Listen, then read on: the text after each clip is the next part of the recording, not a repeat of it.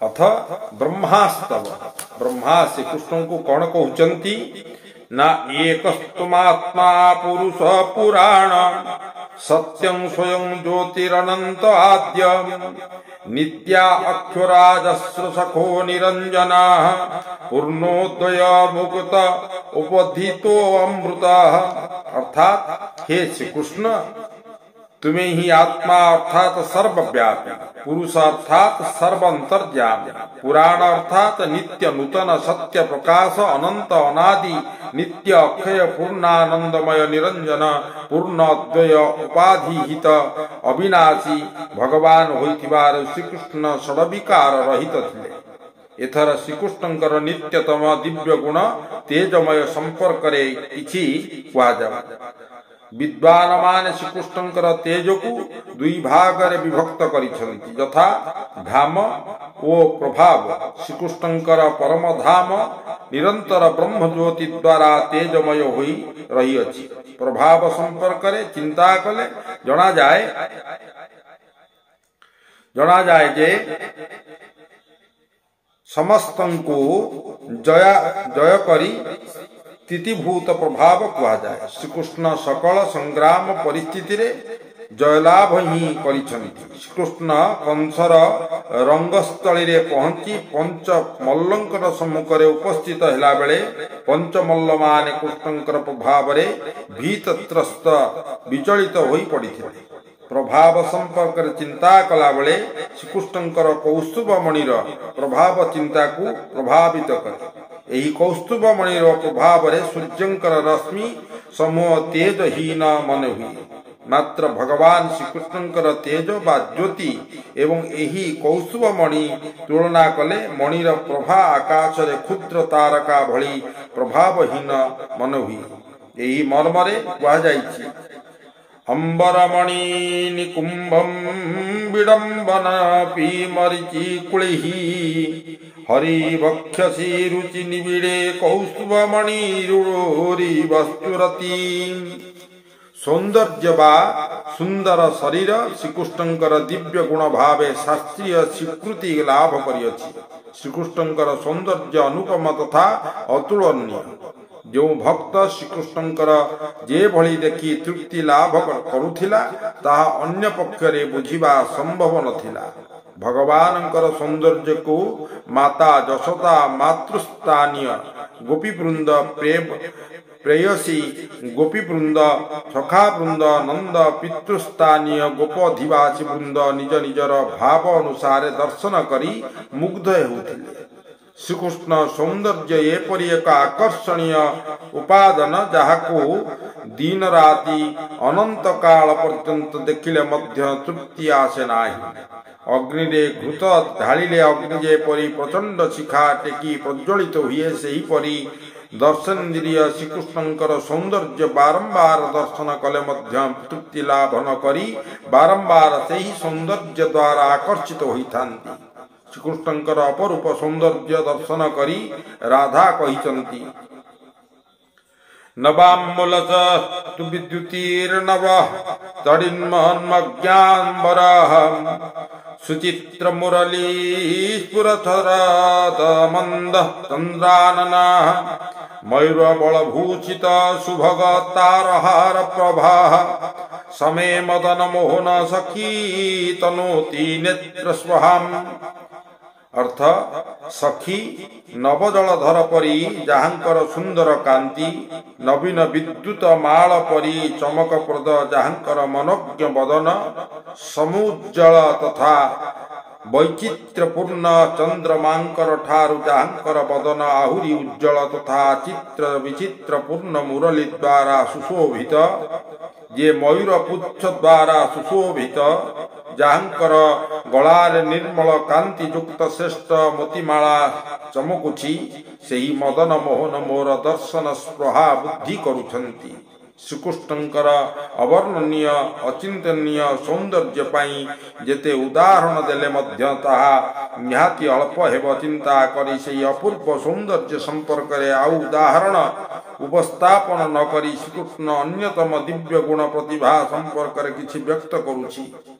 प्रतिभाशील लक्षण संपर्क रे शास्त्र रे कहा जाइछि सद्योनवलक्ष्य ज्ञान स्यात प्रतिभान्वित अर्थात तुरंत नुआ नुआ कथा शब्द चातुरी जानिला व्यक्ति ही प्रत्युत्पन्न मति प्रतिभाशील अटे।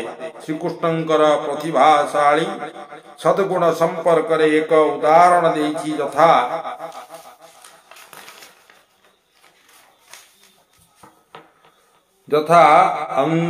अंगुल्याकचपाटं प्रहरिति कुटिलो माधव किवसन्तो न चक्री किंकुलक कुल्लल न हि धरणिधर किंदिज्योर्फणीन्द्राः नाहं घोर हिमर्दी कमशिख पतिर्नो हरिकी कपीशो राधावाणी भीरत्थं प्रहसित बदन पातु चक्रपाणी अर्थात थरे राधांकर शयन गृहर कबाट को कृष्ण बाड़ेबारु राधा घर भितरु तांक सह कथावार्ता कले सेही कथोपकथन हेला एपरी राधा कहउचंती अंगुली द्वारा किए कबाट बाड़ौछि कृष्ण कहउचंती हे कुटिले मु माधव माधव शब्दर अर्थ बसंत कृष्ण राधा तुम्हें कौन बसंत कृष्ण ना मुचक्री चक्री शब्दर दुईटी अर्थ